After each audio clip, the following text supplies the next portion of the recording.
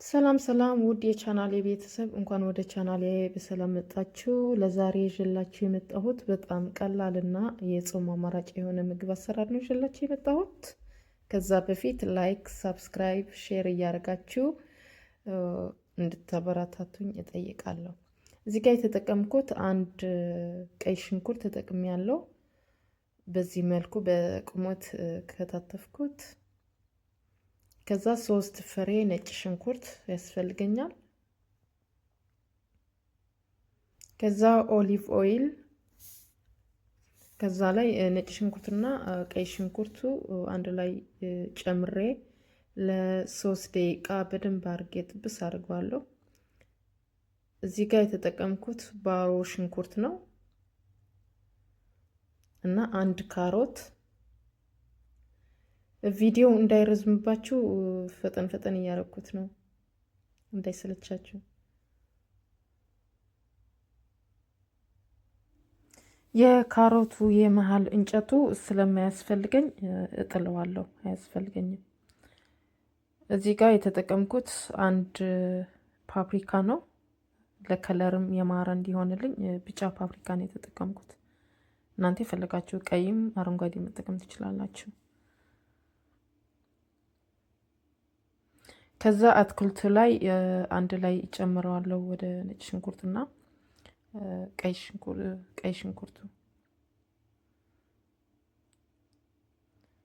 ከዛ ከጨመርኩኝ በኋላ ለ6 ደቂቃ ያህል በመካከለኛ እሳት አርጌ ጥብስ አድርገዋለሁ።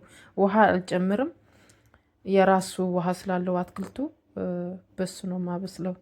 ከ6 ደቂቃ በኋላ ካበሰልኩት መሽሩም ጨመርኩኝ። እንዲሁም መሽሩም ብዙ እሳት አያስፈልገውም፣ ለ4 ደቂቃ ያህል ነው ማበስለው። መኩሩት፣ እርግጠኛ ነኝ ትወዱታላችሁ። ቀለል ያለ ምግብ ነው፣ ለእራትም ለምሳም፣ እንዲሁም ክብደት ለመቀነስ ከፈለጋችሁ በጣም ተመራጭ ምግብ ነው። ከዛ ሽምብራ፣ የተቀቀለ ሽምብራ ነበረኝ፣ እጨምረዋለሁ።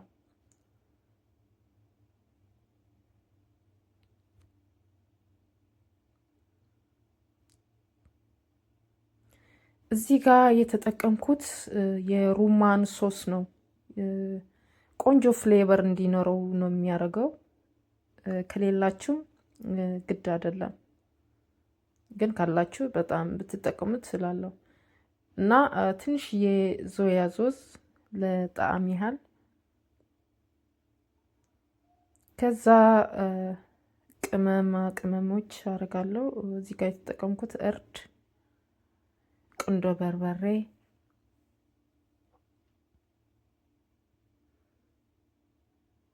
እና ትንሽዬ በርበሬ፣ ቃሪያ ስለሌለኝ ትንሽዬ በርበሬ ተጠቅሜያለሁ። ቃሪያ ካላችሁ የበለጠ ቃሪያ ብትጠቀሙ አሪፍ ነው። ከዛ ትንሽዬ ኮረሪማ ለጣዕም ያህል እና ትንሽዬ ጨው አረኩኝ። ከዛ በደንብ አርጌ አማስለዋለሁ ከቅመሙ እንዲዋሃድልን። ብዙም አሁን ይበቃዋል። ለ1 ደቂቃ ምናምን ነው ማረገው ማማስለው።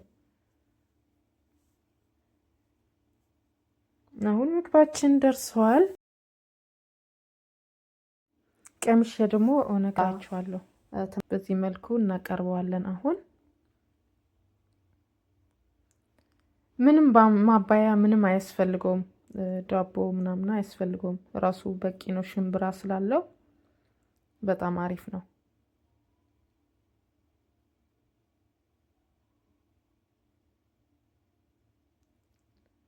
ዋው! እውነት በጣም ነው የሚጣፍጠው። መኩሩት፣ ትወዱታላችሁ። የዛሬ ቪዲዮ ይሄን ይመስላል። ቪዲዮ ከወደዳችሁት ላይክ፣ ሼር ኤንድ ሰብስክራይብ ማድረግ አትርሱ። ቪዲዮ ወደ ሌሎችም እንዲደርስ አድርጉ። በሌላ አዲስ ቪዲዮ እስከምንገናኝ ለዛሬ ቻው ቻው።